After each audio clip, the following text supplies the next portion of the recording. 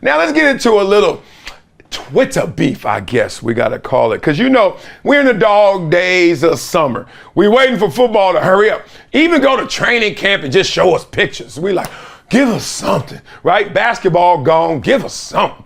And I ain't talking about Wimbledon, even though I was watching it right before the show. So let's get into this with Sauce Gardner, Darrelle Revis, and Asante Samuel on the other side with a New York media tweet. So they giving us some good drama with this little Twitter beef they have going right now. It all started when Sauce Gardner was ranked as the second best cornerback in an NFL poll. Now, so Samuel, a corner in the league for 10 years, first team All-Pro selection once, took a problem. Got a little issue with that ranking, right? He said, damn, New York media take your career to a whole nother level. And that's what he wrote. You know what they talking about. All right.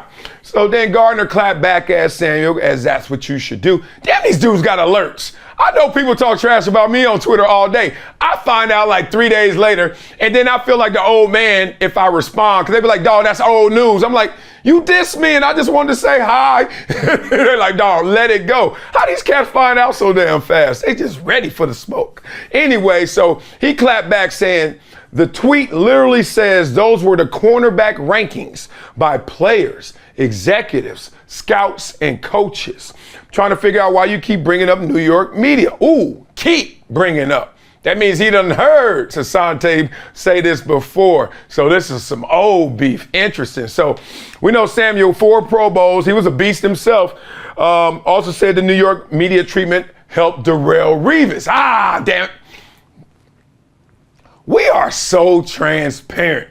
It's crazy. Like when somebody try to come at you with their problems and they try to make you the problem, always ask them, what's the real issue here? Because you just came at me hot 100. You came at me with smoke, bro, and I ain't did nothing to light a fire with you. What's your real problem? You know, it's the spouse that comes home. What you doing? And you're like, hey, what happened at work? It ain't on me, bro. And this ain't even on Sauce. This is on Asante mad that Revis got all that love, and he's saying it's because they had all those microphones in New York. All right, so then they went at it, and Revis said, quit being a hater when it comes to young rising stars at the cornerback position, right? Be mad at the voters who never considered you shut down. That ain't right.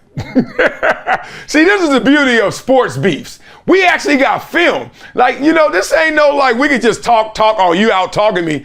Nah, B, we can watch this. And look, there is not a huge divide. There is not between Darrelle Revis and Asante Samuel. But there is a huge perception divide, and that perceptional divide is going to fuel this beef even further, right?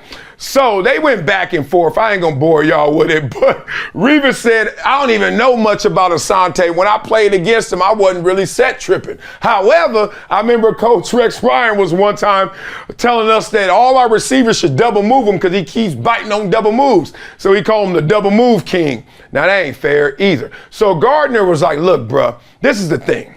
I don't need you. I don't need all these things to get me hyped up. I don't need you challenging me to do nothing after all this sub-tweeting you've been doing when you could have just hit me privately like all the other OGs do. Safety, bro. End of conversation, but not end of the beef. Let me tell you why I'm talking about this right now. And it ain't because the hot dog eating contest is the only thing to talk about.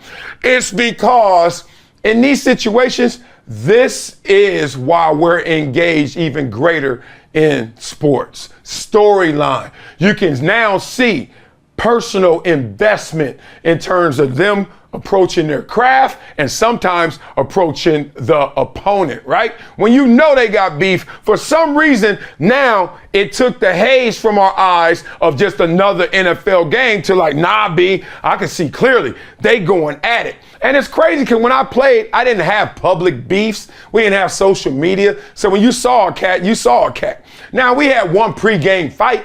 I came from Buffalo, went to San Diego. All the Buffalo guys were still the homies. Couple of them jealous because I just got paid. Couple of them mad because I left them. They thought I was going to stay there. So they was just jealousy and kind of woofing in that way, right? Nothing major.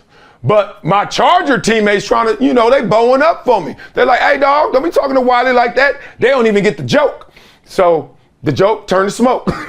Hella quick. We had one of them pregame Joey Porter kind of moments, right? I ain't got no hands anyway, so I'm just giggling, laughing. I felt like a pretty girl. I was like, damn, look at these boys over here fighting for me. This is love, right? And then I went out there, first 3 plays, y'all. Let me tell you why these beefs matter. Now, they don't play against each other, but he gonna take it out on somebody in the vision of Asante Samuel. My first 3 plays in that game after that fight: sack, tackle for loss, sack. Never did that again. So all I'm telling you is there's no way you play 101%, 110%, none of that.